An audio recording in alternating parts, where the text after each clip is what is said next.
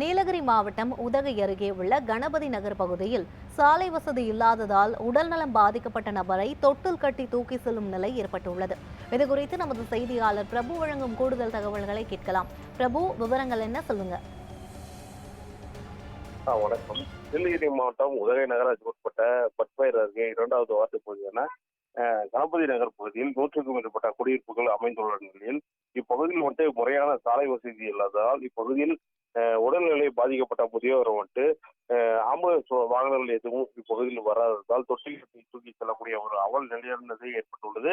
தொடர்ந்து இப்பகுதியில் கிட்டத்தட்ட 2 கிலோமீட்டர் தூரத்திற்கு ஆன சாலையானது அமைந்துள்ளதால் இங்கிருந்து பொதுமக்கள் செல்லக்கூடிய பகுதியானது அமைந்துள்ளது. மேலும் இப்பகுதியில் தொடர்ந்து இது போன்ற சம்பவங்கள் நடைபெற்று வருகிறது.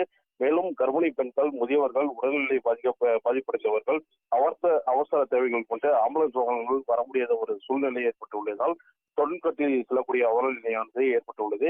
இதே போல் இப்பகுதியில் வசிக்கக்கூடிய உடல்நலம் பாதிக்கப்பட்ட முதியவர் சாலை வசதி இல்லாததால் அப்பகுதி மக்கள் தொழிற்கட்டி இப்பகுதி மக்களை கூட்டி சென்றனர்.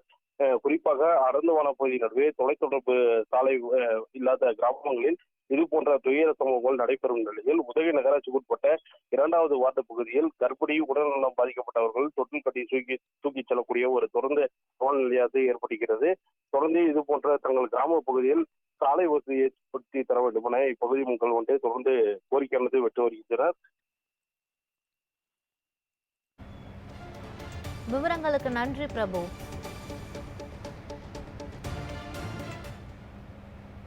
இப்போ இங்கே என்ன பிரச்சனைனா, இங்கே ஒரு வண்டி வரதுக்கும் போகிறதுக்கும் பிரச்சனை, ப்ராப்பரான ரோடு கிடையாது. 2வது, இங்கே இருக்கிற ஜனங்களுக்கு ஏதாவது எமர்ஜென்சி போனால் கூட எங்கேயும் கூட்டு வரதுக்காகட்டும் எங்கேயும் வரதுக்கு முடியல, இடம் இல்லை.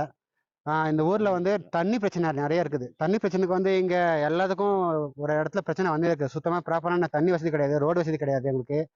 ஸ்கூல் குழந்தைங்க போய் ஸ்கூல் கூட்டு வரணும்னாக்கா 4-5 கிலோமீட்டர் நான் நடந்து போகணும். 2வது, ஃபாரஸ்ட் வேறு இருக்குது. ஃபாரஸ்ட்டில் நிறைய மிருகங்களாக வரும். அந்த டைமில் 6 o'clock மேலே நாங்கள் யாரையும் வெளியே போக முடியாது, வர முடியாது. வீட்டு வாசலுக்கே மிருகங்களாக வருது. ஸோ அதுக்கு எங்களுக்கு சேஃப்டி கிடையாது. எங்களுக்கு குழந்தைங்க ஸ்கூலுக்கு போயிட்டு வர்றதுக்கும் நிறைய பிரச்சனை இருக்குது. ஏன்னா ஒரு பேரண்ட்ஸும் ரோட்டில் போயிட்டு வரணும். குடிக்க தண்ணி, ப்ராப்பரான தண்ணி கிடையாது, ரோடு கிடையாது. எங்களுக்கு மெயினாக ரோடு வேணும். ரோடு காங்கிரீட் ரோடு போட்டு எங்களுக்கு ரெடி பண்ணி கொடுத்தாங்கன்னா கொஞ்சம் சந்தோஷமா இருக்கும். கலெக்டர் ஆஃபீஸ்க்கு போய் அந்த ஃபுட்பாத் போட்டு கொடுங்க. ரோடு வசதி இல்லை, தண்ணி வசதி இல்லை. தண்ணி கோயில்கிட்ட நாங்களா தினசரி வேலைக்கு போகிறவங்க போர் போட்டு அந்த தண்ணி தான் குடிச்சிட்டு இருக்கிறோம். கவர்மெண்ட் தண்ணி எங்களுக்கு வர்றதில்லை, சரிங்களா? வீட்டு வரி மட்டும் எச்ச பண்ணிடுறாங்க. வீட்டு வரி, குப்பை வலிக்கிறதுக்கு வரி, தண்ணி வரின்ட்டு எச்ச போட்டு வச்சிடுறாங்க. இந்த வழி அந்த மாதிரி நல்ல வழி இல்லை, ரோடு இல்லை. ஒரு நிறைய வயசானவங்க இருக்கிறாங்க, காலு கை நடக்க முடியாதவங்க நிறைய பேர் இருக்கிறாங்க. இப்போ வண்டி ரோடு நல்லா இருந்தால் அந்த வண்டி இங்கே வரும், இங்கே வந்தால் சீக்கிரமாக போய் காப்பாற்றலாம். இப்போ இந்த ரோடு இல்லாதனால இங்கிருந்து தொட்டில் கட்டி தூக்கிட்டு போகிறது வயசானவங்கள. ஏதோ ஒன்று ஆகிடுது, தொட்டில் கட்டி தூக்கிட்டு போய் மெயின் ரோட்டில் தான் போகணும். அந்த மாதிரி எல்லாம் சரியான பிரச்சனை இருக்குதுங்க இந்த ஊருக்கு.